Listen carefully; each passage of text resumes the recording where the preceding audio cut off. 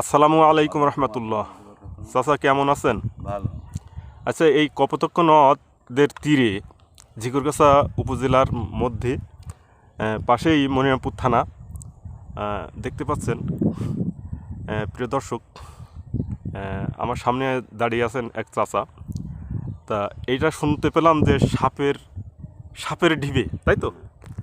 সাপের ঢিবে এখানে সাপ বসবাস করে বিভিন্ন প্রজাতির, শোনা কথা, আমরা চোখে দেখি নাই। তো আমার এই চাচা কিছু বলবেন এই বিষয়, আমরা শুনবো, উপভোগ করব, আপনারা শুনবেন। প্রিয় দর্শক, চাচা বলেন এই বিষয়ে একটু আমাদের বলেন, আমরা একটু শুনি। সাপ কিনা আছে, আমরা দাঁড়িয়ে দেখেছি, প্রচুর সাপ আছে কিনে, কেন এই পর্যন্ত কারো কোনো ক্ষয়ক্ষতি করিনি, কোনো ক্ষতি শুনিনি, বাচ্চাদের কথা শুনিনি, আমরাও চোখে দেখিনি। আমরা এইখানেই তো থাকি, সব সময় কাজ করি, এইখানে শুয়ে থাকি, এখানে খাওয়া দাওয়া করি, এরপরে এই আর কি। আজ পর্যন্ত আপনারা কোনো সাপ চোখে দেখেননি? না, সাপ চোখে দেখেছি। দেখছেন? হ্যাঁ, বড় বড় সাপ নাকি? দেখেছি। কি কি সাপ দেখছেন? আর সব রকম সাপ কিনা আছে। তাই না? সব রকম সাপ, যেমন কয়েকটা নাম বলেন।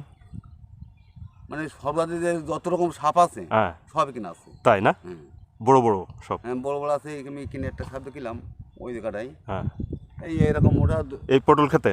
না পড়ে এই নিচেই। আচ্ছা আচ্ছা, কুলাসে। এই 2000-এর আগে এই এরকম ওটা ফটকরা আহ, 2000-এর পরে আর দেখিনি। আচ্ছা আচ্ছা। তো দাঁড় এই যে সাপ কোনো এরকম মোটা আছে, চোখে দাঁড়ার সাপ, চোখে পড়িছে। দাঁড়ার সাপ হ্যাঁ, বেশ বড়। এই কিনে এই গাতির নিয়ে এই গাতির নিচে কিনে বেশি পেঁয়াজ তোলাই কিনে বসে আছে, হুম, যে খটখট করছে। এবার আমি তিন টাকায় সাপ ডালটা নিচেই, আমার ডাল কাটে নিয়ে গাছের ডালের পরে মাথার এই বাগানের ভিতরে বড় সাপ আছে কিনে। এই গাছটা যে এইখান থেকে মারা হচ্ছে, তা এখানে যারা বসবাস করে, তাই না, আছে তো অনেক কিছুই আপনাদের জানা মতে, তা তাদের কি কোনো ক্ষতি এরকম আশা করা যায়? মনে হয় ক্ষতি হবে বা যাক, ঠিক আছে। ধন্যবাদ চাচা, আপনার এটুকু মানে আমাদের সাথে কথা বলার জন্য অনেক ধন্যবাদ। ঠিক আছে, আল্লাহ হাফেজ। চ্যানেলটি অবশ্যই সাবস্ক্রাইব করে পাশে থাকবেন।